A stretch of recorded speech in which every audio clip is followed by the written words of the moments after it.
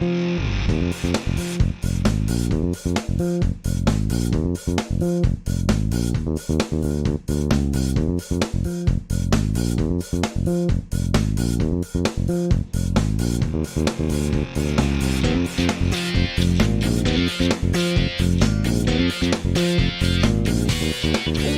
to the world of Priesthood Dispatches, where we tell your stories from the front lines of high-demand religion.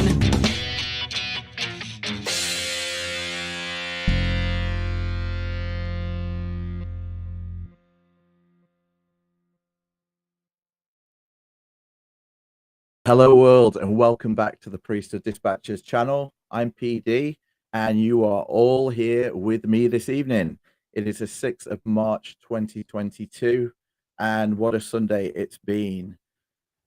This evening we are privileged to be joined by a member of the Community of Christ upper leadership team, and to say that is shocking, because we just never thought that anyone from any upper leadership team in a large world religion would speak to the likes of us. But it's just amazing that Stassi Cramm will be joining us this evening. But before we get on to our guest, please take a moment to like this video and subscribe to the channel and share it wherever you feel comfortable. And if you feel that you can contribute towards the channel, please use the link in the description below. Okay, quick bio. Here's the important part. Stacy D. Kramer serves as a member of the First Presidency of the Community of Christ and Counsellor to the President of the Church. She also serves as the Presiding Bishop of the Presiding Bishopric, the highest financial council in the Church. Her past assignments include serving as a member of the Council of the 12 Apostles, a member of the Presiding Bishopric, as a counselor to the Presiding Bishop, and the Southwest Pacific Region Administrator and Stewardship Commissioner. Stacy received a Bachelor's of Science in General Engineering from the University of Illinois and a Master's of Arts in Organizational Management from the University of Phoenix. She received a Master of Arts in Religion from Graceland University and a PhD in Organization and Management from Capella University. Previous to full-time ministry for the Community of Christ, Stacy was employed as a flight test engineer for the United States Air Force. Community of Christ has 250,000 members in more than 60 nations. The church's mission is to proclaim Jesus Christ and promote communities of joy, hope, love, and peace. The Community of Christ International headquarters are located in Independence, Missouri. So, in the words of the famous Jeffrey R. Holland, Stacy is not a dodo. And let's bring her in now. Stacy, welcome to the show. Thank you so much, PD. It's good to be here with everyone. No, great. I bet you have heard that bio so many times. So many times, and I'm embarrassed every time I hear it. Yeah, it's so impressive though. Your level of education, working for the Air Force, and now the Community of Christ. It's just fantastic to have someone with us who is able to give us authoritative answers to what's going on in world religion these days. And also, it's great to be here. Oh, sorry. As a small surprise for everyone, we also have a guest presenter on tonight's show, because he has his own campaign to bring the law of common consent back to the Utah Mormon Church, and that is the one, the only Nemo the Mormon. Hi everyone. How you doing? Not too bad, not too bad. Quite excited because I hear the Community of Christ are quite the revolutionary lot. So very excited to kind of pick their brains on how we can better kind of turn the system upside down, as it were. Yeah, you might wonder how Stacey's actually ended up with us this evening. Stacey's the unfortunate one that presented at Sunstone UK, and Stacy said in her presentation, you read out your email address. And coming from the Utah Mormon area, you never get the email address of an apostle or a member of the First Presidency. Unless you're and me. I thought, we'll test this. I emailed during your presentation. I emailed just to thank you for the presentation, and then never thought I'd hear anything. And then we went out for a meal afterwards, and within that hour, Stacy had replied to my personal email, and we all sat there at the meal and were absolutely flabbergasted that a member of the First Presidency from the Community of Christ had replied so quickly. So that was your mistake. You replied, and then we got you. Well, I'm glad that I replied, and I look forward to being able to chat about common consent and some of the topics that are on our list tonight. I think they're important for all of us. Yes, and we have a long list. We may not get through everything, but I think we'll get through the important things. We've done some good preparation for this evening, so hopefully it won't be the usual shambles that everyone comes here to enjoy. But I think first, one thing to say before we get into all of this is we know that the majority of viewers here have experienced Mormonism through the lens of Brigham Young and the Utah Church, and that what you'll experience this evening will be different to that, and almost, as me and Nemo said before, an alien landscape, but a good alien landscape. It's almost like coming out of North Korea and realizing that there's a whole other world out there. So when we compare things, we're not comparing to say one is better than the other.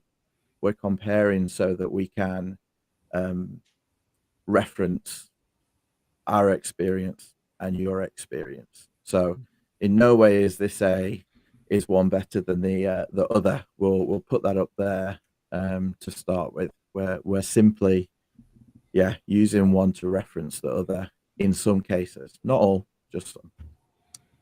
So I guess the one place that everyone started with all of this was way back with the prophet Joseph Smith, and the schism as such, and where we parted ways was following the death of the prophet Joseph Smith.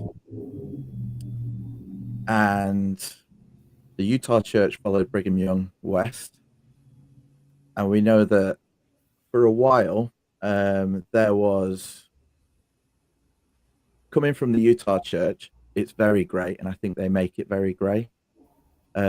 Stacy, could you maybe tell us what happened in between time, coming from Joseph's death to forming the restored Church of Jesus Christ of Latter-day Saints, or reorganized? Sorry. Yeah. So, well, first of all, there's been a lot of names, as you've just noted. So there was a gap in time after Joseph Smith Jr.'s death. It was about 16 years. And part of that was where his son, Joseph Smith III, was being raised by Emma and her second husband. And, it was long about, just before the 1860s, there's been a lot of ongoing conversations as Joseph Smith III grew up about getting the church pulled back together, about organizing the followers that had not joined some of the other movements that had occurred. So in April of 1860, that's when Joseph Smith III was ordained and agreed to become what we consider to be our second president prophet of our church, because we, like you, share Joseph Smith Jr. as our first. So that started the process, and ultimately we took on the name Reorganized Church of Jesus Christ of Latter-day Saints. In modern day times, we have changed our name to Community of Christ. We still have a lot of legal records that use the RLDS name, so we use both names really at this point in time. And our journey has been pretty dynamic. We're part of the restoration movement, and I think the word movement actually claims who we are, because we're continuing to grow and become as we listen to the leadings of the Holy Spirit and try to be faithful to what God's calling us to be. So today I serve with President Stephen M. Veazey, who's the 8th president of our particular movement. Again, one starting with Joseph Smith Jr. and then Steve being number 8, and then, you know, a handful of others in between. So there's a lot we can say, but that's kind of the beginning of and where we are now. No, that's great. And for anyone that has seen me frozen in very unfortunate frames, I apologize for my internet connection, which is clearly not amazing this evening. Can you hear me loud and clear? Yeah, get your kids off the Wi-Fi, PD. Yeah, yeah, they should be.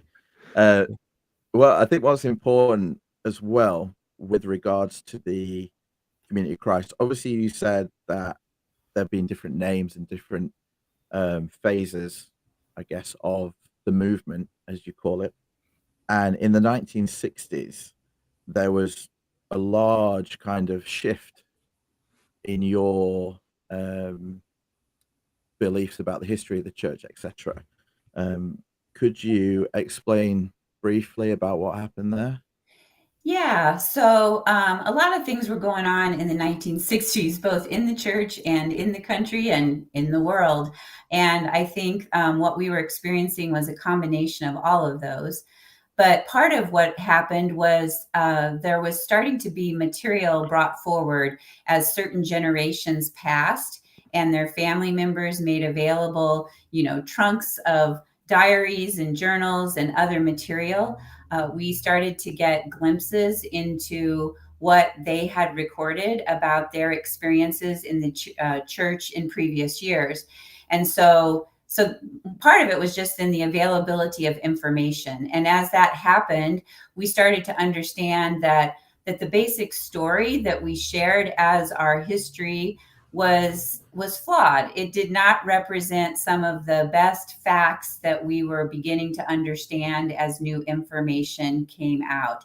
And as you can imagine, that created quite a rock of the foundation. You know, it really shook things up as people struggled with what they were hearing and tried to make sense. And we had to sort things out. And ultimately, as we looked backwards, we now have 6 principles that we refer to that describe how we approach history. And one is that the continuing exploration of our history is an important part of our identity formation. So as we learn new things about ourselves, even bad things, that's okay, because it helps us repent, it helps us understand, it helps us do better going forward. The second is that the history informs but does not dictate our faith and beliefs.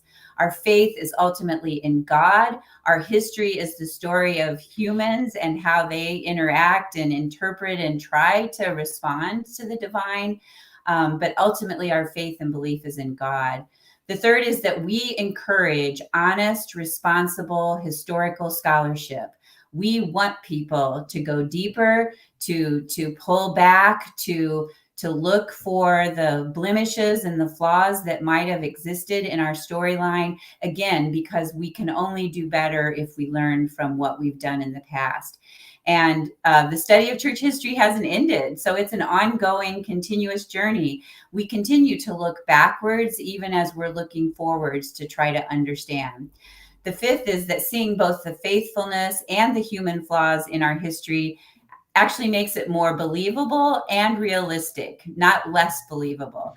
Because if we have a perfect story and then we're living life in a very imperfect world, it makes us feel like we're not able to be as good or do as well or be as faithful as all those people that went before us. But the reality is that humans have been and always will be somewhat flawed.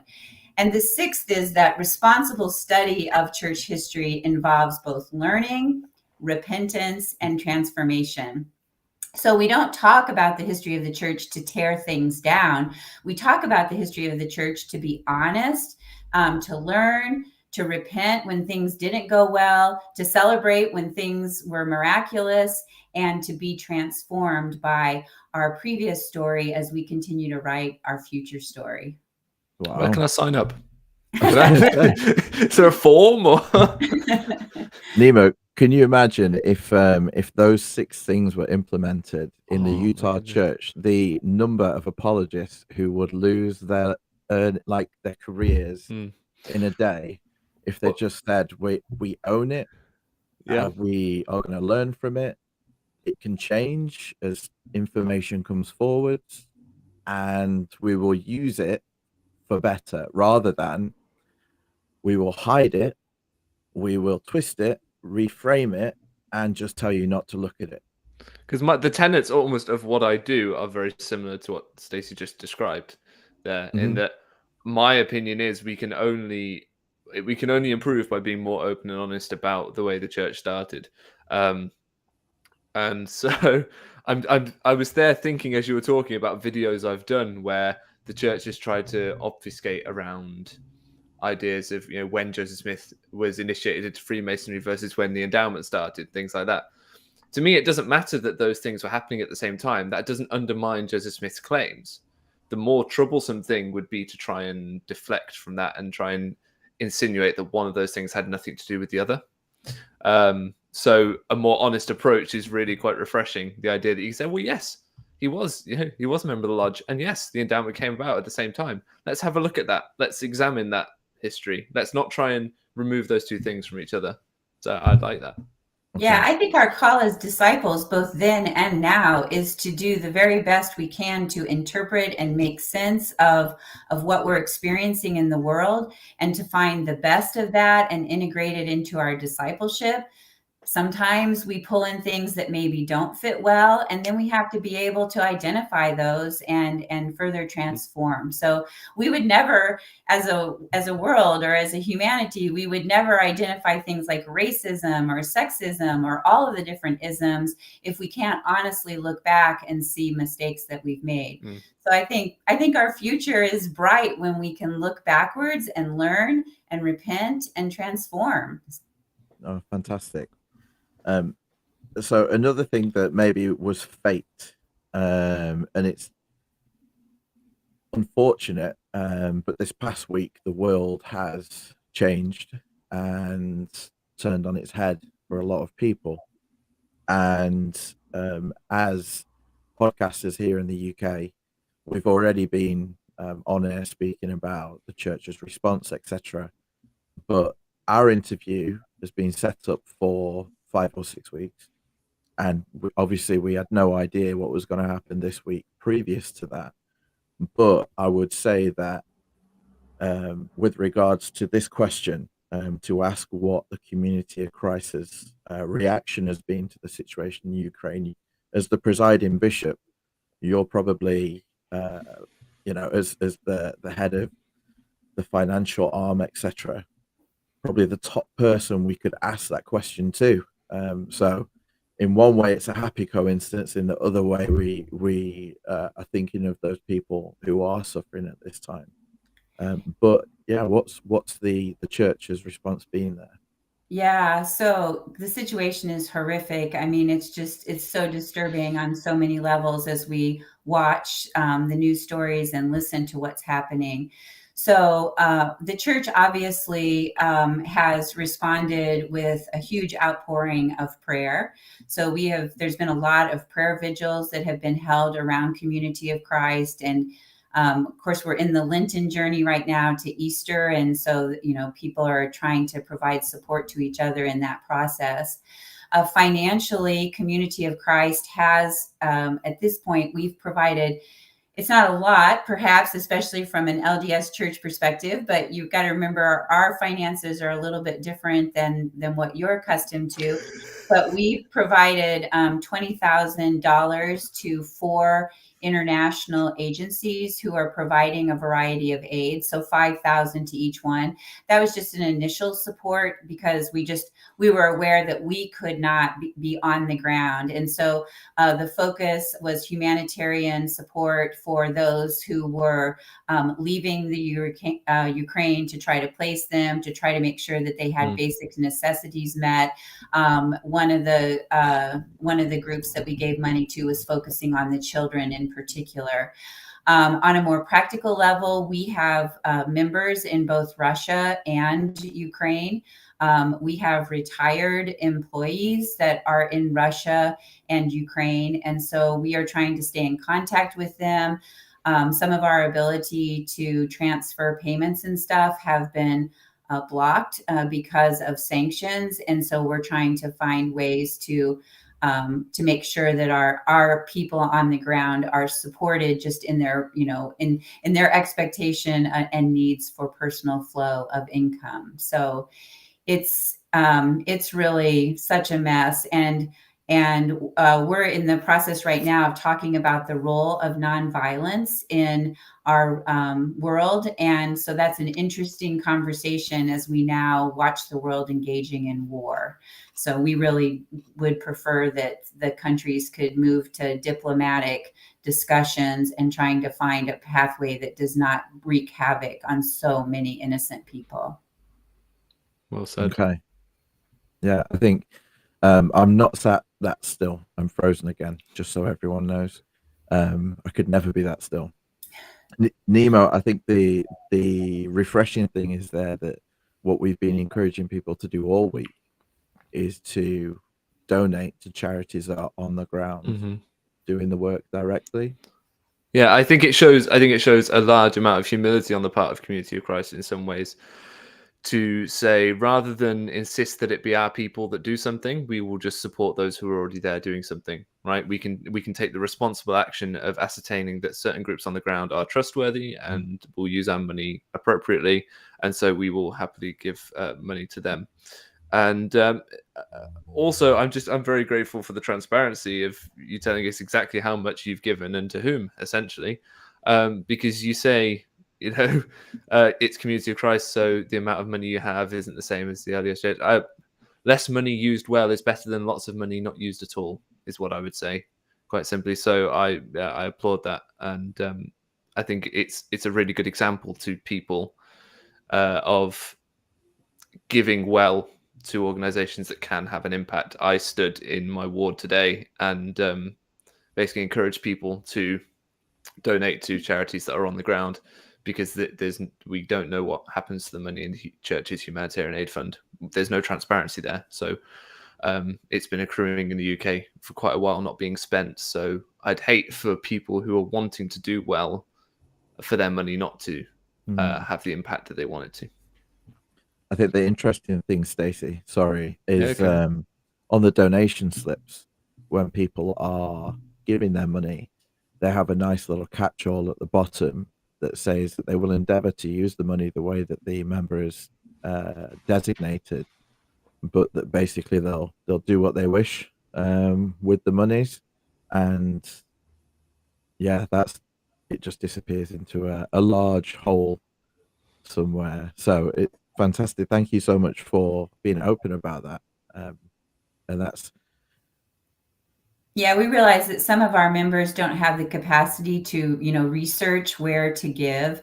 And so, so where we are receiving contributions that are marked for Ukraine, that allows us then, to do the research for people and then pass them along to other organizations. So, I mean, at this point in time, having feet on the ground and knowing the area is what's most important. And so that's why we felt like you were saying, Nemo, that using people that really know what they're doing is really the best way for us right now. Certainly. Just to your point there, PD, the wording on the bottom of the tithing slip is, the reasonable efforts will be made globally to use donations as designated. All donations become the church's property and will be used at the church's sole discretion to further the church's overall mission.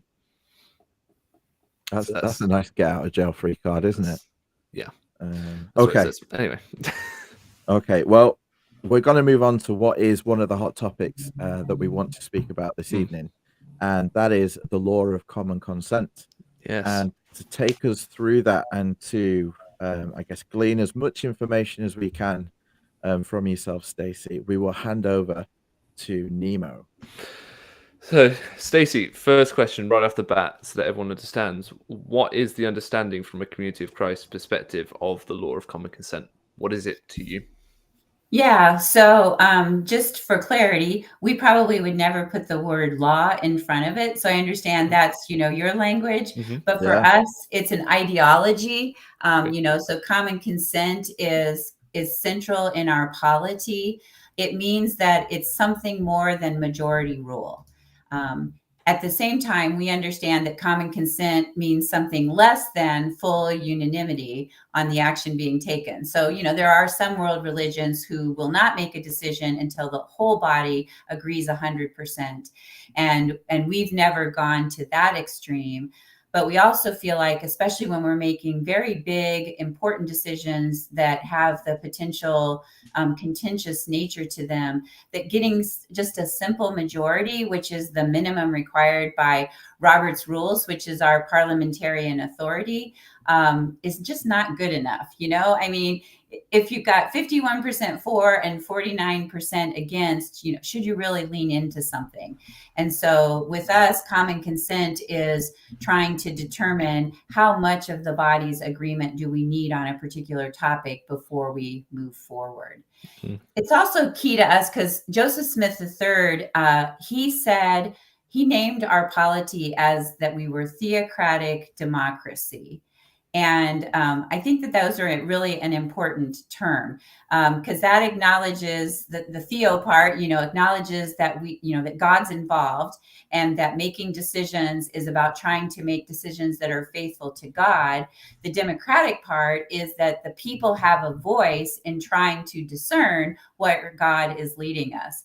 So in the midst of being a theocratic democracy, we look to common consent to help balance both the people and the leaders as we seek to make decisions of how to move forward. Okay, smashing. The question that's come up on screen, I think the natural follow-up to that is, just so you know, I'm a bit of a dissenter according to the LDS Church. Don't know if PD pre-warned you, but I will stand and oppose when I disagree, and I try to take the common consent policy as serious as I can, and we'll talk about that in a few moments. But from your perspective, how are dissenters, which is the language used in the LDS handbook, someone that votes opposed is labeled a dissenter, how are they dealt with in Community of Christ? Yeah, so the only time I really recall in kind of my lifetime seeing the word dissent was back in 1988. And that was following the approval of Section 156 into our Doctrine and Covenants, which authorized the ordination of women. And that created quite a level of dissent by some people in the church. And so to navigate how we were going to get through that time, our Standing High Council wrote a statement on ethical dissent. And the purpose of the statement was to acknowledge that sometimes when big decisions are made, not everyone agrees. So I guess what I would say, I would want to point out, just because someone votes no doesn't necessarily mean they're a dissenter. So I would say that for us, dissenting goes to the next level. I voted no, and I'm really so opposed that it's, I have a conflict with the direction the church is now going.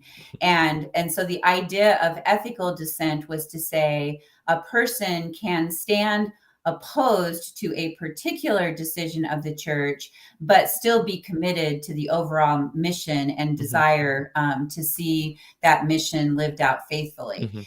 And so that happened back in 1988. In 2013, as we were in the midst of starting to have national conferences to talk about the ordination of people in same-gender marriages, or in same-gender relationships, we recognized that those decisions, if policies changed, were going to have another potential to create a big rift in the life of the church. And back to looking at our history, as we looked back to the 1980s, we realized we wanted to be able to do better than we did in the 80s because we lost a lot of people. And we did kind of draw a line. It was like you're either on this side or you're on that side. And a lot of people left the church. So in March of 2013, we put out what were called the Principles of Faithful Disagreement. And so those principles are, again, to acknowledge that just because someone has a different opinion than the direction the church is going doesn't mean that they are being unfaithful. It means that in this moment that their discernment has taken them to a different conclusion, but that we're all committed still to the same mission. And so the principles of a faithful disagreement are lifted up to say that we ask that people attempt to support the church, to speak in the constructive ways, to be willing to share, a person's opinion and perspectives at the right time. But, in public ministry and other places, that we center on what pulls us together, and we focus on, God and living Christ's mission. And the faithful disagreement principles not only talk to how should the people behave who disagree, but it also challenges the church to say that you cannot ostracize, or you cannot box off people who disagree on a particular opinion, that we have to continue to hear their voice, that their voice is important, and that we have to continue to struggle together. And I can say that coming through, for instance, the USA National Conference in 2013, we had people who were not happy with the outcome of that conference. And yet we did not lose nearly the same number of people. And we have managed to find what our common ground is in mission. And so I feel like the principles of a faithful disagreement have really helped us. Not to say that we've arrived. I mean, we can always do better, but I think we're doing a lot better than we did in the 80s. Okay, as a point of contrast, I suppose, I've spoken publicly about the idea of loyal opposition, and kind of how that can be useful to an organization, and how how we've been told in the kind of Brighamite sect that loyal opposition has no place in the church, in the government of God's kingdom, which seems kind of antithetical in some ways to what you're saying. But I appreciate this idea that you have a place where people can remain faithful and yet be opposed to an idea or a concept.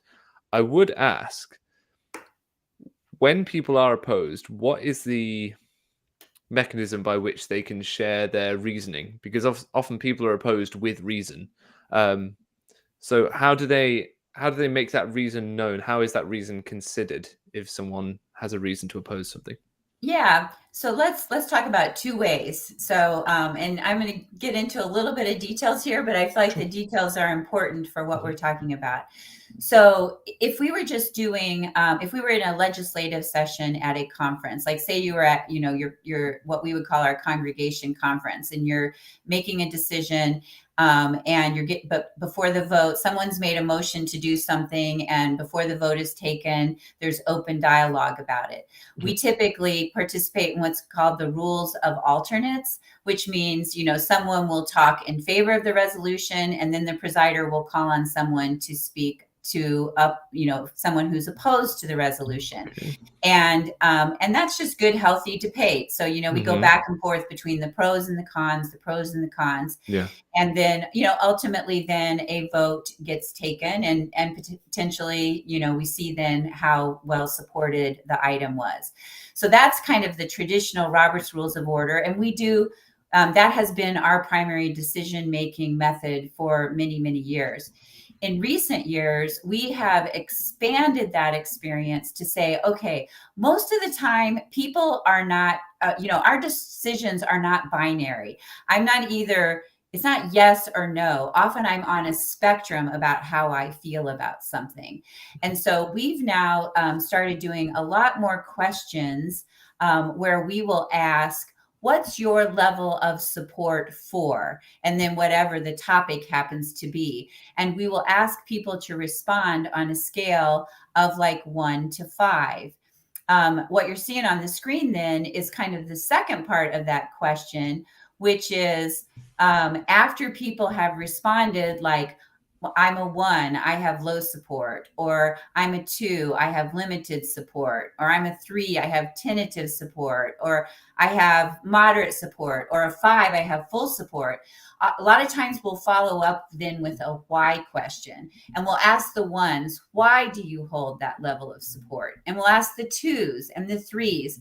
And why that is so important is because it becomes kind of an automated fashion for the body to see what the spectrums of opinions are with regard to support, and then also see from the why standpoint why people are holding that. And what's really cool is I've been in conferences. The USA National Conference would have been one where we were considering same gender partnerships. And what was interesting is the reason behind both those who were in favor of accepting same gender relationships and those who were not in favor was a commitment to scriptures. So what we learned was, okay, scripture is what we all have in common, but we are interpreting scripture and applying it in different ways. So it was very informative to the body, but it also helped bridge, because at least we could celebrate we all have scripture in common. Yeah. So that's just kind of a really brief, that's amazing how it works. Can I ask a follow-up question to that, please? Yeah. So do you, so coming from an LDS perspective, or a, whatever, coming from a Brighamite perspective, the only thing I ever get a chance to put my arm to is the sustaining of church leaders, right? So this sort of level of questioning and dialogue and constructive feedback about how I feel about certain policies and procedures never happens. I'll get sent the odd survey by the church, and then the leaders get to claim it as revelation down the line. But this conversation never happens. So is there a similar point where you, as a member of the First Presidency, are sustained by the membership of the church? Do those sustaining votes happen? Yes. Cool. Every World Conference, all of the leaders of our general quorums are sustained by the World Conference. And is it a simple question? We present these people for a sustaining vote, and then people sustain or oppose? Yes. So it happens in 2 ways. One, when someone is new to a quorum, adding them to that quorum is voted on individually. So, so when I first went into the presidency and presiding bishopric, my call to that position was voted on individually, and the body had the opportunity to speak to it as well. But every conference, where we meet in conference every 3 years, the body is asked to sustain all of the leaders in total. So we don't re-vote on every one. So you can probably see where this is going. And I'm not going to put you in a position of, commenting on any of my beef with Dan H. Oakes or his ilk. But as is well known, I'm in a position of opposing members of the First Presidency. So say I was a member of Community of Christ, and at this 3-yearly meeting, you, Stacy Cramm, are presented as part of the First Presidency for a sustaining vote, and I oppose. What happens? Well, if more than half of the people opposed, then I would be removed from the quorum. Oh. Wow. Okay. What if there's just a smattering of individuals? How would you go about hearing their voice or hearing their concerns? So it kind of depends, but but mostly like in the quorum meetings, because when all of the delegates are together, there's 2,900 people, so that's a little bit hard, and we only, we can't create time, so there's only so much time in a conference. So typically it would happen in like the high priest quorum or the mass meeting of elders. People are allowed to speak to calls, and that's where they can raise what their concerns are. And that information is collected and integrated so that the feedback is received by leadership. Okay. So me as a lowly pleb, as a rank and file member of the church, of the Community of Christ, essentially, what, if I'm understanding correctly, you're saying that we wouldn't have time for me, once I put my hand up in that auditorium, to then go, oh yes, Brother Stilgo, let's hear what your reasoning is. But my information would be appropriately captured and taken up. So what you're telling me is you wouldn't quite have time to do all the really nice debating that you do that we never get to do. Sorry. Yeah, I mean, we you know, we have to like choose again Yeah. what we think are going to be the most contentious issues Mhm. and try to create opportunities for those. But let's go to a smaller situation. Let's talk about like sustaining a pastor in a congregation. So those are nominated annually. So pastors are considered annually, and and it's typically the debate in Robert's rules is done before you vote. Okay. So we'd say, okay, we have Nemo has been nominated as pastor. Let's have a discussion about this, and then some people would stand and maybe speak in favor of supporting you as pastor. Others might stand to speak against you as pastor. And then when the debate, we feel like enough time has happened, then a vote has occurred. So in that regard, when you raise your hand against, hopefully the reasons why have already been articulated. Yeah. That makes tons of sense. Yeah. And we do that at our mid-level. We call them mission centers, but our mid-level judicatory. I mean, I've presided over the sustaining of officers, which we do on an annual basis. And we always open up the floor before we take the final vote. Right. Okay. So I guess the ultimate position within Community of Christ would be president of the church. And it was really interesting to me that you mentioned that the current president, is it Stephen? We have Stephen Veazey. Stephen Veazey, that's the one. He is the 8th, which Correct. We've had quite a few more. So I'm wondering why the numbers quite don't align in terms of like how long do presidents kind of preside for, and how are they voted upon? How are they sustained? Yeah, so they're voted on and sustained by the World Conference. How their name gets brought forward has been different with different ones. Joseph Smith III served the longest, and I am not a history student, and so I did not look up all these dates. Sorry.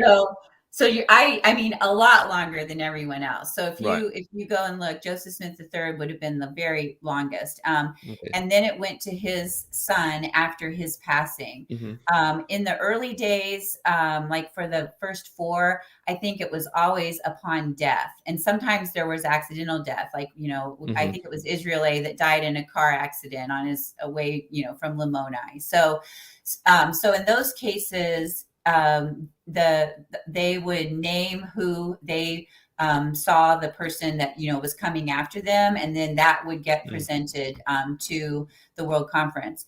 In the case of W. Wallace Smith, he named his son Wallace B, and his son was named several years before W. Wallace retired. So a lot of times in recent years, people actually retire out of the president prophet role.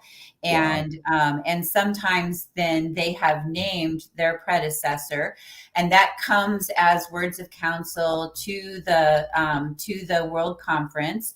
And then the body discusses it. We discuss it in quorum meetings, and then we discuss it on the floor of the conference, and then there is a vote. In the case of Steve Veazey, Grant McMurray retired due to some health reasons without naming his successor.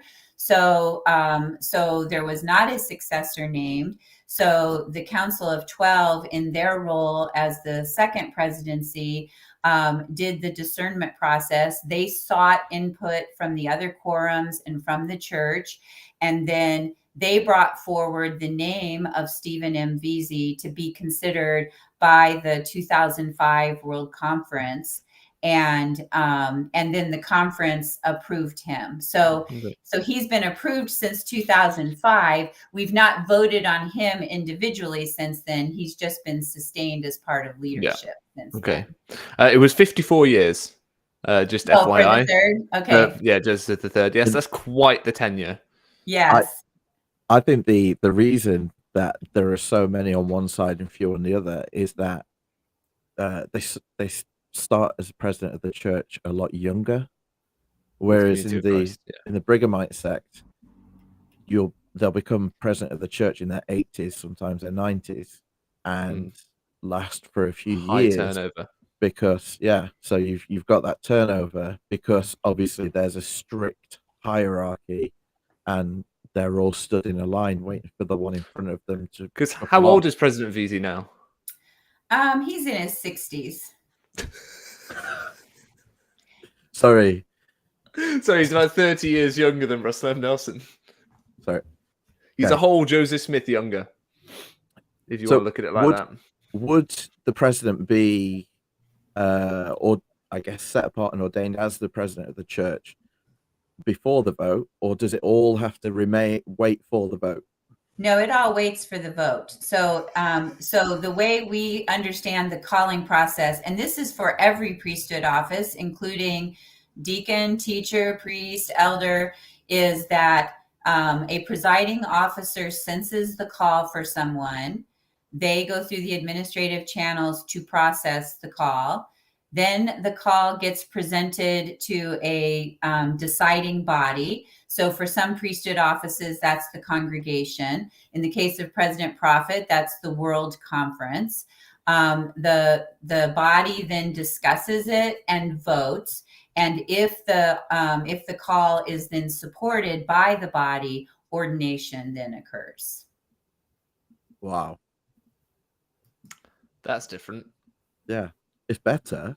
It's better. I mean, it's yeah. On our side of things, they just do what they want, and then they'll put it to a vote a few months later, and to hell with the answer. You know, it's done. So, not much you can do about it. Yeah. Well, again, it also means that we can't change positions or fill positions until we have a conference vote, which sometimes can be problematic. So there are some provisions for having people act as in a designated role, but with the idea always that the conference will ultimately need to approve that role for the person to continue. So there are some drawbacks when you're dependent on a conference, especially when you're in a pandemic and having a conference is not the least bit practical for the last 2 years. So yeah. Okay. And I guess the other part I didn't mention is the person accepting. So that's the other important step. So a call gets presented. The person has to accept, because people can turn down priesthood calls. And then if they accept, it goes to the body for consideration. So I have seen individuals say, the timing does not feel right in my life. I do not feel like I can respond to this call at this time. And so the call stops at that point. Again, the body cannot approve. And, but more often than not, I've seen individuals say, I don't feel like that this is the right time in my life because of things that are going on or whatever. Well, I was raised, as were many Mormon boys and girls, that you never even consider saying no to a call-in, however large or small, whenever it comes. There is no other answer but yes. How high would you like me to jump? Yeah, well, I guess that's maybe where common consent comes in. A common consent is connected with discernment. And so, so it's like the presiding officer clearly had a discernment of the call, but the presiding officer is human. So they're trying to discern divine things, infinite things with a finite mind. And so that's where the individual's discernment is equally important. So maybe we call it calling, but truly maybe the calling is not complete until the vote has happened and everyone has agreed that, yes, this calling is divine for this time. Can I just throw in a quick segue that will take us into the next section, if that's all right, PD? Sure. Before we don't want to go into the next section just yet. Okay, No. It is still connected to this section. Go on, go for it. So I was just going to ask about the membership numbers in the Community of Christ, because there's this comparison that the LDS Church is huge and Community of Christ is tiny. We know that actually the active membership of the church, the LDS Church in Utah, is probably about 5 million, give or take, versus the 16 million that they tout. And so I was wondering, I think you mentioned earlier 250,000 members, something like that. How do you count that membership number? Do they have to be actively attending, or is that members of record? How does that work for yourselves? Yeah, so we do actually have both. And sometimes it's very hard for us to keep track of who is active. so we don't do like annual census or anything like that. So we really are very dependent on local recorders. So if someone becomes, really inactive for an extended period of time, we tend to have them moved into kind of a separate category in the database. But then the other struggle that we have is that we have many countries where record keeping is really not a thing. And so, and some of those places are, like for instance, Haiti would be an example. And yet we've got a very strong membership in Haiti. So the 250,000 plus or minus is our best estimate as to how many we have actively engaged in the life of the church. But if you were to pull up our database, for a congregation in the US, undoubtedly the membership that would be in that particular group would be larger than the actual active participants in that group. Yeah, understandable. Yeah. To be honest with you, Nemo, I think 250,000 people that are actually listened to and feed back to the leadership are far more useful than 5 million people who have to sit on their hands and remain silent. Because there might as well be no one in the room. Well, I don't want you guys to get like the illusion that we are perfect, because we are definitely I've heard perfect. this before. I've heard this before from one of your current apostles. What is his name? James. Oh, yeah. Richard James. Richard James. Yeah. Yes. He said this to me at Sunstone. He said, I don't want you to get the idea that we're perfect. I said, I don't think you're perfect. And I think the fact that you're honest about saying we're not perfect makes me respect you more, frankly. Well, and so I want to give you an example. So for instance, using common consent, we try to bring the big topics that we think are, appropriate for the church to work on together. And mission centers bring resolutions to our world conference as well. So leadership doesn't totally control the agenda. The body can also bring resolutions to world conference. But if you were to talk to some of our members, we make a lot of decisions. We have to keep the church moving along. And sometimes we make decisions that people are like, whoa, you didn't ask our opinion on that. And why didn't you? So I just want to name, in case any Community of Christ person comes along, and hears this interview, that I understand that leaders have the power, if you will, to decide what gets to have the timing spent on it, to really have the common consent process. And we decide when decisions have to be made expeditiously for the sake of the body. And I get that that's a privilege and a responsibility. And so I want to own that and name that. And sometimes we get emails, and that's why, PD, I always look at my emails, because then I know, oops, that one did not go the way we expected it to. And sometimes we have to regroup.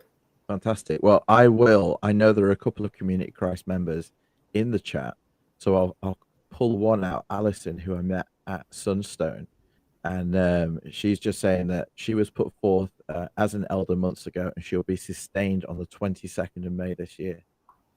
Wonderful, Alison. Thanks for saying yes. Yeah, it was your choice, Alison. Enjoy that. Yeah, awesome, Alison. And I know that Sarah Elizabeth is saying that she's really fallen in love with the Community of Christ as well. I'm not too sure if Sarah is a member of the Community of Christ or not, but I do know that she posts a lot on Facebook, especially around Ukraine and the different messages that have come out. So Sarah, thank you for your contribution as well. So there are a couple of images that you provided for Stacy of the, I guess, common consent taking place that I want to just have a quick look at. Because when you said to me about the clickers and being able to vote, because obviously all we've got is our arm. Yep. And you can't kind of hold it halfway or anything. It's yes. I mean, you could go with like number of fingers, couldn't you? Yeah. We use number of fingers, like in Haiti. When we don't have clicker devices. I've done number of fingers with in Haiti. Oh wow. Well, beautiful.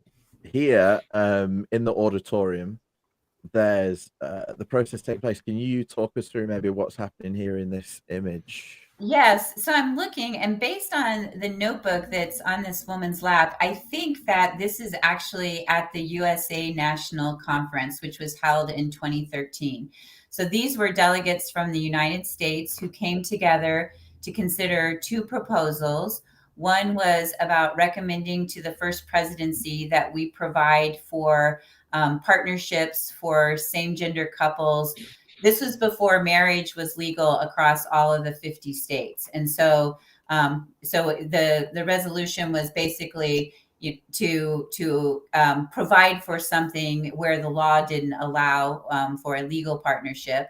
And then the second question had to do with ordination. So those clicker devices are similar to what students would see. So anybody that's at universities or in even like, I think, grade schools and stuff use these devices. They're wireless. They allow a local collection device to collect the vote of each delegate. Technology has its problems, and the auditorium is not Wi-Fi friendly because of all the metal and concrete. So we actually have had some problems with these devices where we had to actually break the body into thirds and say, okay, you guys vote now, and then you guys vote, and now Wow. and then it put it all together. So it was not that, it was frustrating. But anyways, so they would respond. And like I said, they would first provide their level of support, 1 to 5. And then once we had that calculated, then we showed them the results, and then we would respond to the why questions. And that's why they had their notebooks out, because they were looking at the different options. It's like a multiple choice, choose which one you had. The young man at the lectern was, he was, probably speaking because we had different people speaking at different times. And this is showing that the perspectives of who had a level 1 or 2. So they had low level of support for the question that we were asking. And this is showing why they had that response. And it looks like the number one reason was because it required force. So that's just an example. Okay, fantastic. Okay. I think the young man at the lectern, sorry, I skipped, and we'll just go back to him quickly because I think this is amazing as well. In the auditorium, you have sections, and in each section, a lectern. Is that correct? Correct. And beforehand, you can register to speak during the meeting. That is correct. And we run our conference, they're multilingual. So at a world conference, we typically have around 13 languages that are being shared simultaneously. So if this young man were speaking in something other than English, then across the loudspeakers, you would hear the English translation.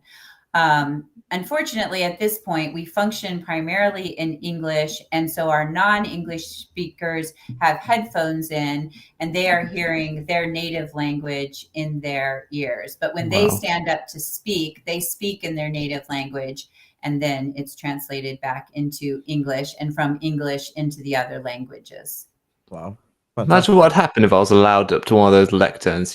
It saved me so much trouble. Nemo, you wouldn't be a thing if those lecterns existed. We do have time. In our standing rules, the body agrees on how much time you're going to have to speak. So there are limits. Yeah, if I'd grown up in Community of Christ, my YouTube channel would be a non-existent thing. It wouldn't be necessary. Yeah. No, you'd get tired of like the 2-minute limit. So you would still need like your so that you could share it all. Okay. Awesome. Well, we've got to move on. We've got 2 more sections to speak about. One, I think, is more important than the other. So we're going to do the less important one first, just because I think it's important to maybe touch on it. We've already touched on it this evening, and that is financial donations and management, because we have the presiding bishop with us this evening. And one of your responsibilities is that side of things. So we thought we would ask some questions that only you can kind of answer. And then after that, we're going to speak about the role of sisters in the church, because that is a very important part of the community of Christ and a big difference from where we have come from. So if we speak about the financial donations, how in the community of Christ do you practice the law of tithing? Yeah, so again, we tend to not use law language. So We have All a right. definition of tithing, and that definition has actually been shaped through the years. So that's one of the aspects of being a movement. But in 2016, the World Conference went through a common consent process to develop a definition for tithing that we were all committed to. And so I want to just share, because basically we accepted Doctrine and Covenants section 165, and in there it says, tithing is a spiritual practice that demonstrates willingness to offer every dimension of one's life to God. So if we were defining tithing, that is our definition. And then the World Conference passed a resolve that says, as these words find expression in the church, the following affirmations guide us. Stewardship is whole life response to God's grace and the ministry of Jesus Christ. One way stewardship is expressed is through the spiritual practice of tithing. Although tithing literally means a tenth, giving generously to one's true capacity is the spirit of tithing. Tithing of time, talent, treasure, and testimony supports local and worldwide church ministries in pursuit of Jesus Christ's mission. All disciples are called to live as faithful stewards who tithe. So that's kind of our official statement. So we don't have a formula.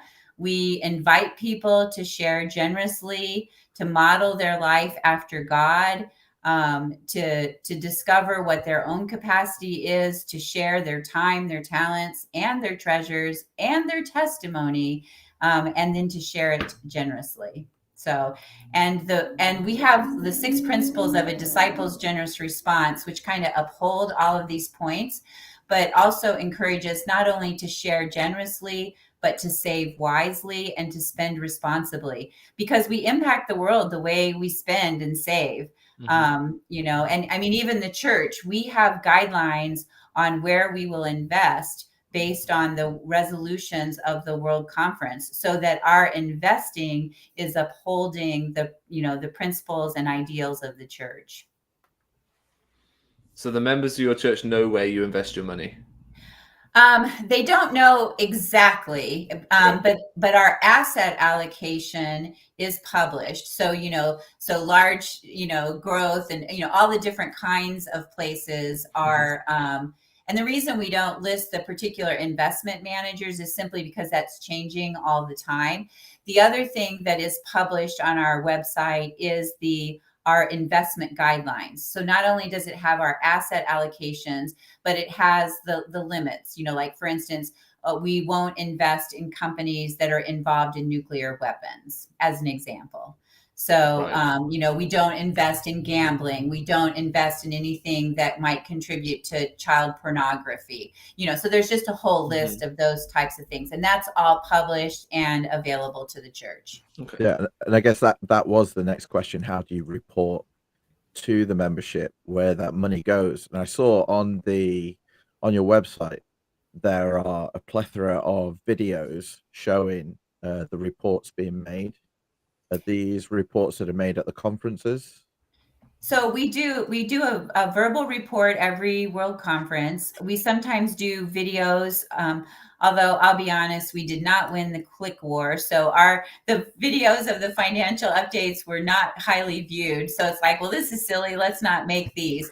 We do produce a financial report that gets published on the website twice a year. So we publish a mid-year report in June, and then we publish another report in December, and that's following 2 of our World Church Finance Board meetings. And in those reports, they're usually 9 to 10 pages long, and we talk about everything from our investments to real estate sales to what's happening with oblation. So what's happened with the budget. We also publish our annual independent audit. So we have an independent audit that we go through once a year, and that is made publicly available to the church through the website. And so who does the audit? We hire a company. So we had a group of people. In fact, we just changed auditors. And so about every 5 years, we write a request for proposal. We solicit proposals of companies that can do it. So it's an account. We go to a third party, independent, no relationship with the church, that does that for us. Okay. Wow. That seems sensible. Yeah. And we follow, they're called GAAP standards, but it's basically the generally applied accounting practices. So the auditors test us against the GAAP principles to say how we're doing. Right. Sorry, you will notice a smirk comes across my face every time you do something that's just completely different to what I grew up with. Yeah. It tickles me. The question that's come from that in my mind, speaking about a law of tithing, when you were speaking about someone deciding for themselves, to give generously, but there are other things rather than just money, with their times and talents, etc. But have you heard of, or do you conduct on an individual basis, what's called a tithing settlement interview? No. Have you heard of them? I have heard of them. Yeah. Okay. That's fine. It was just, that's what came to mind, because I've sat in many of them where I'm literally given a statement of my my donations and asked if that is accurate. But is there a way that a local pastor, would they sit with everyone to, I guess, not a statement, but to say, what are you doing in fulfilling this responsibility, or in giving generously, if you know what I mean? Or is it more of a self-reflection? It's more of a self-reflection. So we do provide some tools, and through the years we've adapted different tools, but mostly it's a step of self-reflection that we invite people into. One of the things that we've been doing in recent years is we have a cycle that's called the generosity cycle. And we encourage congregations to go through the generosity cycle, both individually, but also as a congregation. And that's about, inviting them into the process, reflecting on the past year. How have you responded to mission? What opportunities, are you excited about? What opportunities did you miss?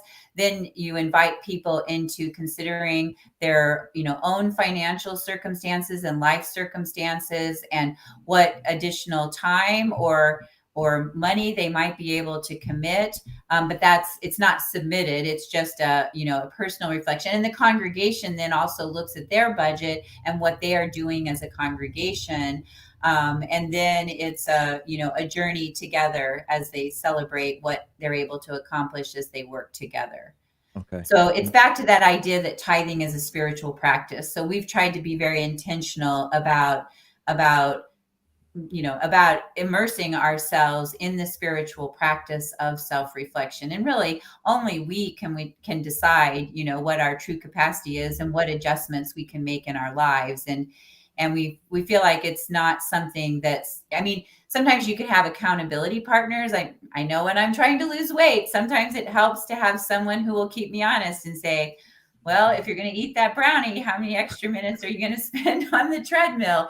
Those kinds of questions. So I would say the same thing with finances. Sometimes it helps to have someone be your accountability partner. Do you really want to make that expenditure? Is that a good use of your money? Or, kind of a little Jiminy Cricket on your shoulders. But we don't ask the pastors to do that, because that needs to be someone that you choose, that you trust.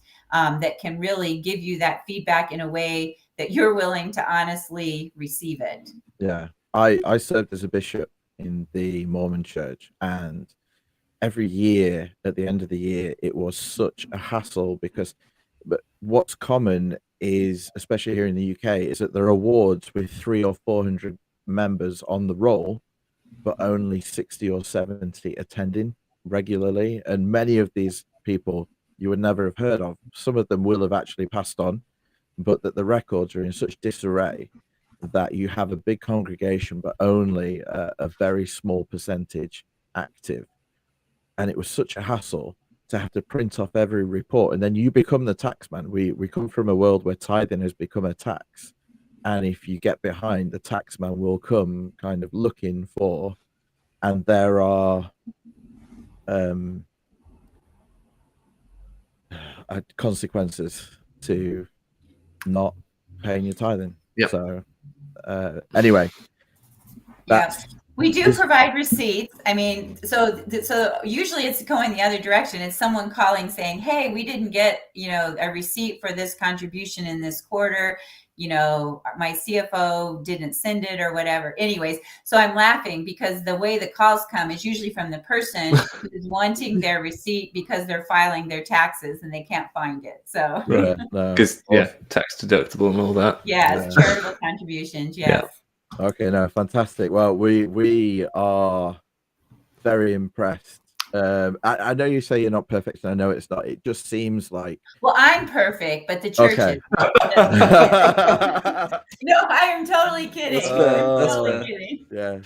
As an accountability partner, how humble do you need to be for the next week now to pay for that one? Oh, very humble, very humble. It's just like, it's like I've never had chocolate before, and so even if it's bad chocolate, it's still just like chocolate, right? It doesn't need to be perfect. It's just better than having never had it. So some accountability at a institutional level is and the idea of generosity, it's newer for us. I mean, so really in the 2000s, we've really kind of tried to move away from, like you said, the law of tithing into the spirit of tithing, and away from mandated expectations into the spirit of what does it mean to grow as a generous disciple. I mean, if we're really going to be about God's kingdom, it has to be people being transformed into the kind of disciples that God's calling them to be.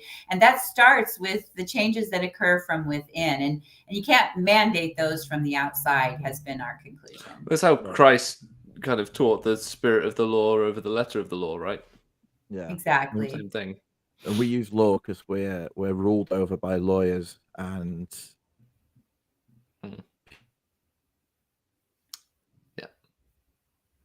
there's a lot of words that look like you're saying PD, but we didn't hear any of those. Do you want to just repeat that? Okay, so we say law because we're ruled over by lawyers and businessmen, so it's become part of us. But something that we've spoken about this week in our kind of little friendship group around Ukraine and different things is that these laws or these principles are given to us, as you would say, Stacy, to lead us to be more like Christ. But it seems that it's become just a chore to fulfill the law or the principle, and we've lost the journey behind it and the true kind of reason that it was given. It's just become something that you have to do. So yeah, one of our apostles, she talks about discipleship, of the best discipleship is pure chocolate. And so Nemo talked about chocolate. So I don't know, Easter's coming up. In the States at Easter, they sell chocolate Easter bunnies. And some chocolate Easter bunnies are solid chocolate. So if you bite into them, they're chocolate all the way through.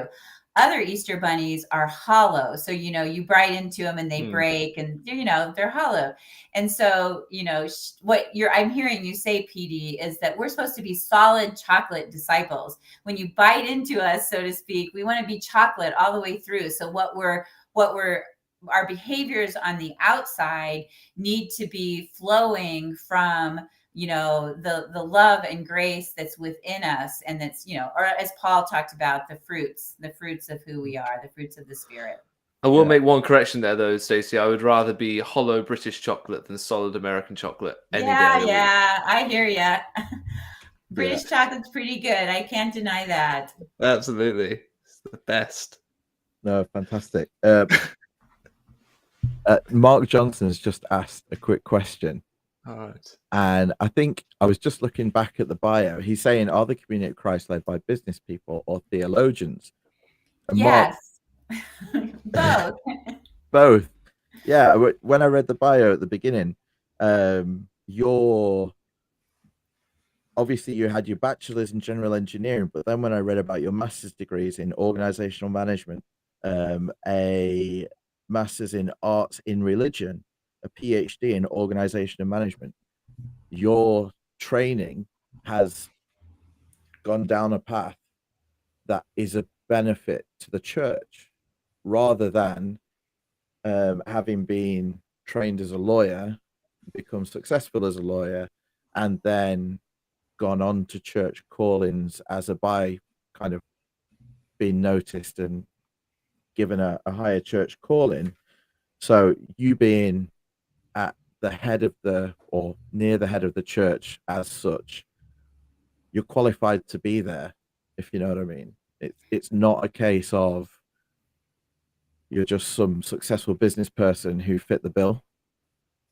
Yeah, I hope that it's a combination of both. And then you surround yourself with really, really good people. So, we've got several lawyers and several accountants, and, they're faithful disciples as well. And a lot of them also, we send a lot of people to our Graceland University has our Community of Christ Seminary. And so we try to get a lot of our ministers through the Masters of Arts in Religion who are interested in doing that. So it's a combination. And, especially as presiding bishop, you've got to have business skills or you would run the church into the ground, and no one wants us to do that. Yeah. But you also have to have good religious background, because you also don't want to spiritually run the church into the ground. So both are equally important. Yes, I think we've seen. Yeah. Okay. Our final section, which I think is one of, again, probably the two most important sections tonight, were the law of common consent and this one, the role of sisters in the church. Because we've already seen tonight with Alison letting us know that she is to be ordained as an elder, or that she's been hopefully sustained to be ordained as an elder. So we know that you have made the move to ordain sisters to the priesthood, but when did the church make the move to ordain sisters to the priesthood? Yeah, so that process began long before 1984, but it came together in 1984 when the World Conference accepted Doctrine and Covenants Section 156. And Section 156 made it very clear that the church was making provisions for ordaining women into the priesthood. We kind of laugh, and I mean this in the best of terms, because Section 156 also encouraged the church to get about the building of our temple that we built in Independence. And so, and it's dedicated to the pursuit of peace. So the same section which led us to build a large public facility dedicated to the pursuit of peace is also the section that created a lot of unrest in the church because it made provision for the ordination of women. I don't think the first female was actually ordained until 1985. So I think it took a little bit of time before that actually occurred. But women have been being ordained alongside men ever since that time. Well, just as a side note, we haven't mentioned it previous because I skipped over it at the beginning, but when you're saying about the Doctrine and Covenants and these sections, as I guess ended at 138, how many sections of the Doctrine and Covenants do you currently have at the Community of Christ? Yes, we currently have 165. Okay, and I've read some of them. And what I like about them is that if a church is to claim that it is true and living, as some churches do, then the living for me requires the tail to still be flapping, if you know what I mean, things to still be happening. And that's what is happening. The Doctrine and Covenants is an open canon of scripture. And the fact that it's not all written in King James English. You can see the change as time moves forwards in the language. And I just thought that was so interesting Yes, when I and was reading. in the 1990s, also, President Grant McMurray brought forward the tradition that we stopped putting leadership changes in our Doctrine and Covenants. So prior to that, every time leading quorums changed, those were in the Doctrine and Covenants. But starting, in the late 90s, all of those sections have really just focused on the the leadings of the Spirit and guidance for the church as we seek to live mission. I kind of like to think of these as like our epistles. These are what's important and pertinent in a given particular time. So they come out of a context, but the nature of the principles in them have profound meaning that transcend time, so that at any point in time you can look back and read them and they will provide their own level of blessing and guidance to you. Fantastic. Sorry, I am just... I just had a read of that section of D&C. I just had a quick look up on my phone. And I just find it really interesting. 9C and 9D, I believe it is. It says, therefore, do not wonder that some women in the church are being called to priesthood responsibilities. This is in harmony with my will, and where these calls are made known to my servants, they may be processed according to administrative procedures and provisions of the law. This is very clear and direct. Yeah. You couldn't deny it. No, and I like that. I like that kind of directness. I think it's good. And I guess that leads us to the next question. Why did the church move to ordain sisters to the priesthood? Well, there's probably a million reasons, as to why, depending on who you asked, because, everyone that voted for it maybe had kind of their own reasons. Some would say that it was more representative of Scripture than not. So, that it was, that there were reasons why we had pulled away from that, and, and that it was time to return to that understanding.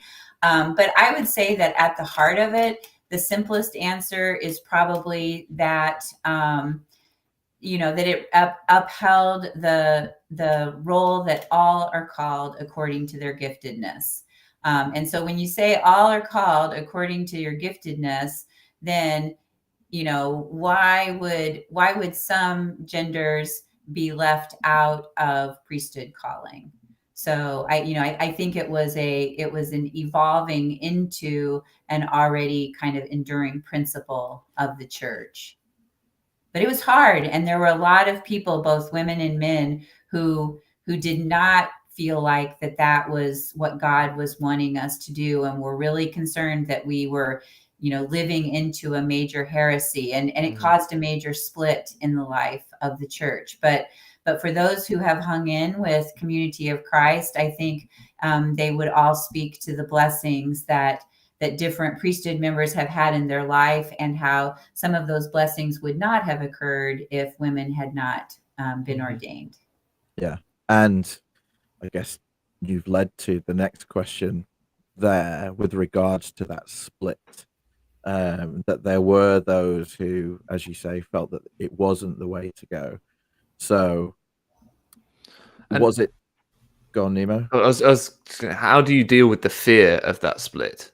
I would imagine that any leader of a worldwide organization, if you believe the truth claims to your own organization, you want people to be part of it. You want people to be involved.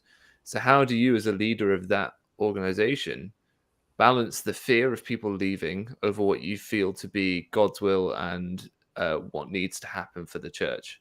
Yeah, that's a great question, because it applies to a lot of different topics, including tithing and everything else. If you want finances, sometimes you don't rely on people's agency or their generosity. You mandate how much they have to give. So I would say that a principle that I think is important to us, although I don't know that it's articulated anywhere, is that it's not about numbers. It's about faithfulness. And one of my favorite quotes from a non-Community of Christ book was basically, the church was the smallest it ever was the day that Jesus hung on the cross. A couple of women and a beloved disciple. So there wasn't much left of the church. And yet that was a monumental moment in the life of Christianity. So all we can do is faithfully listen and try to respond and redirect if we feel like we have gone astray. But if others don't come along, then we have to bless them on their journey and acknowledge that we're just at a crossroads, and some have to go one way and others have to go another. Okay. So change is hard, and living faithfully is hard. And that's one of my questions is, when I die, I want to know, how do discerning people sometimes come up with such drastically different decisions on what represents, the divine's will? And I think it's probably because the divine will, again, is infinite and we are finite beings. And so it's like the blind men and the elephant. We're all grabbing on to different parts and we can't always make sense of the whole. Okay. No, that must have been difficult for, as you say, those leaders thinking about the souls of those who knew would find it difficult.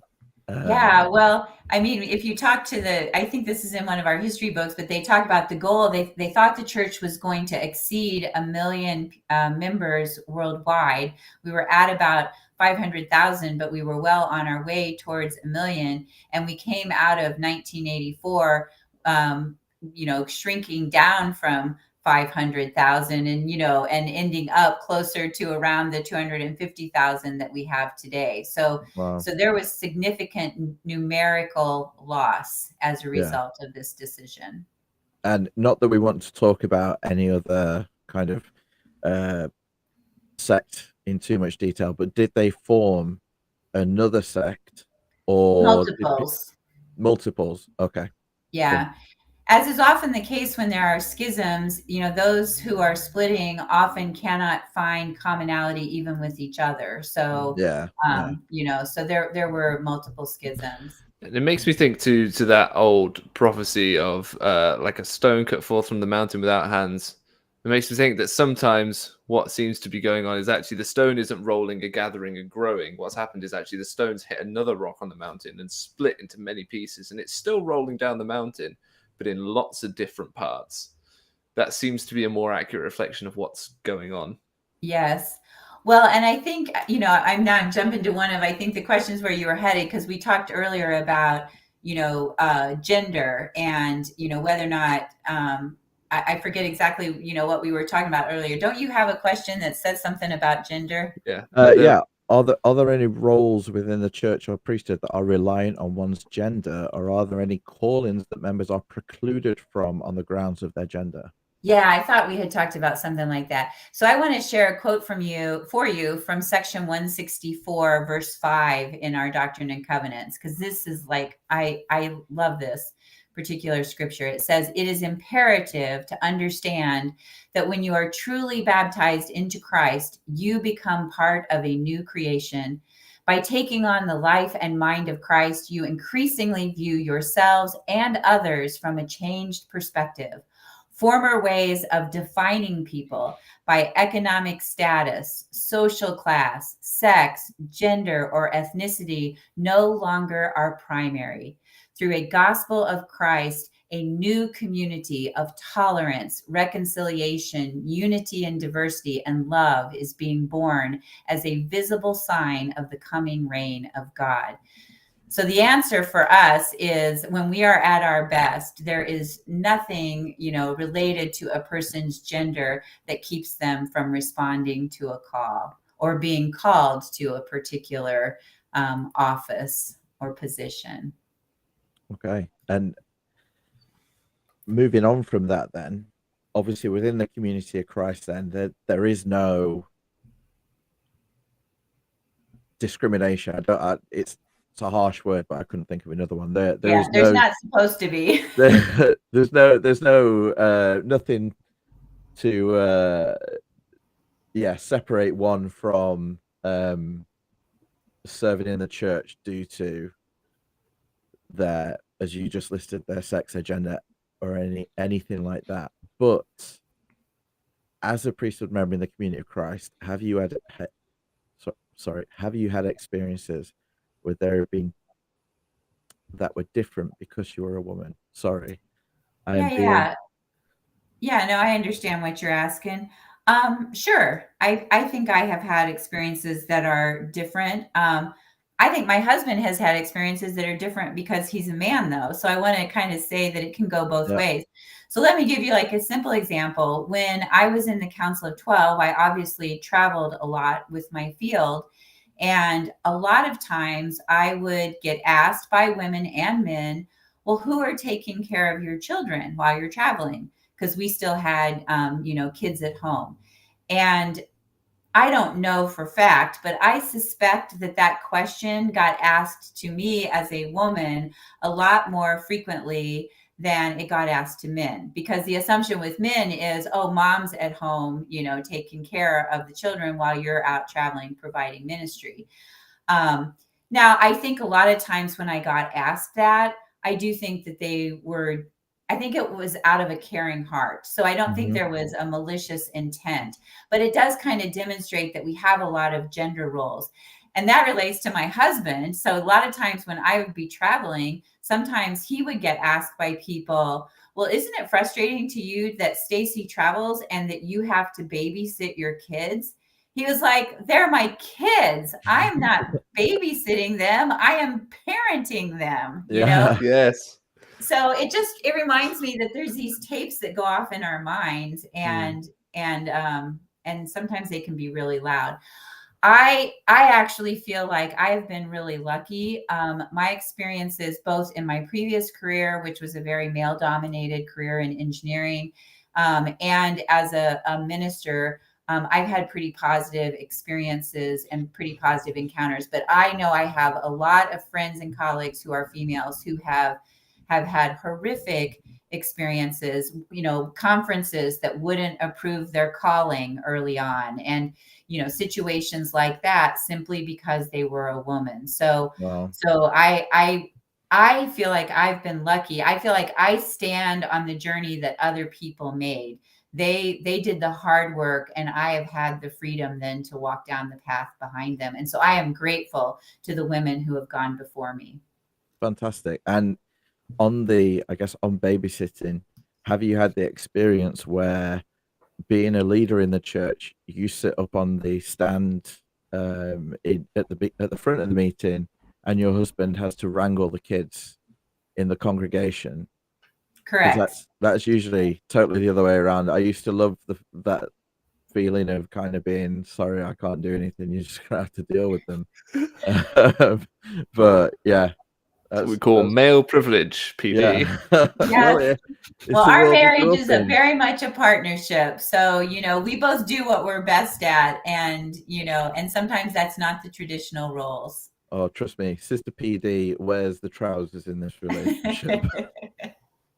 Okay, well, it leads us to our last question of the night. And I think we've answered it. But can a sister serve as the president of the church? What do you think? I think you've answered it, yes. Absolutely. Why couldn't she? If you give me a voting button now, I will vote for Sister Stacy. Oh, I don't know about that. But I have no doubt that at some point, a sister will be called to lead as the president and prophet of Community of Christ. And I think that the church will embrace her in that calling. And I think that she will do her part as a faithful disciple of Christ. No, fantastic. Well, if you get President Basie on next week, I will put in a good word. No, thank you so much. Nemo, do you have anything else? I think the thing that sticks out to me the most, and I think it's the thing that we could do with taking to Salt Lake and putting in front of them on a very simple piece of paper, is that when you prioritize growth and numbers over people, that's when you fail. And what I'm seeing from Community of Christ is that they're doing the opposite. They're prioritizing people first, and they're letting growth and numbers sit by the wayside, because a healthy and thriving congregation is more important than a large one. And I commend you for that. I think that's a wonderful prioritization.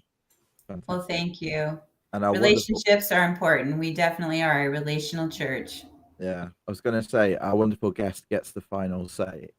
Is there anything you'd like to leave us with, Stacy? Well, I want to say that I am grateful for all people who recognize the holy in the world, whether through Christianity or through some other form of a religious experience, and who are willing to commit their lives to making the world a better place. I think the only way that we can succeed as humanity is if we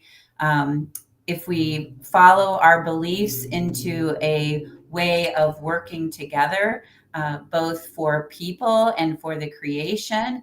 And so I think Community of Christ is wonderful. And if anyone is looking for a spiritual home to guide them in their discipleship, Community of Christ would love to embrace them. But we also want to uphold other people's spiritual journeys and partner with them as we all try to make the world a better place. Because as you noted in the beginning, with what we're seeing happening in Ukraine, we know that really bad things happen when we are not at our best as humanity. And also the latest news about the climate crisis. So we have a lot of complex problems in the world, and we all need to be working together to make God's kingdom look like God intended it when God created it. Thank you. No, thanks so much for your time. Thanks for everyone coming and listening. I think looking at the chat and people's comments, everyone has taken something different from this evening's chat and something good. We've got many messages saying this is magical, meaning beautiful. Thank you so much for this insightful podcast, and many others. So I think the last 90 minutes has hopefully made the world just a slightly better place, even in a small way. Marco says, thanks, Stacy. Thank you everyone for coming. As always, please like and subscribe. Share this with anyone who you feel might be interested. Go look at the Community of Christ online and find a congregation near you if what you heard tonight made you feel special and great. But from us here at Priesthood Dispatches, thank you, and we will see you next week. Bye-bye. Thank you. See ya. Bye-bye.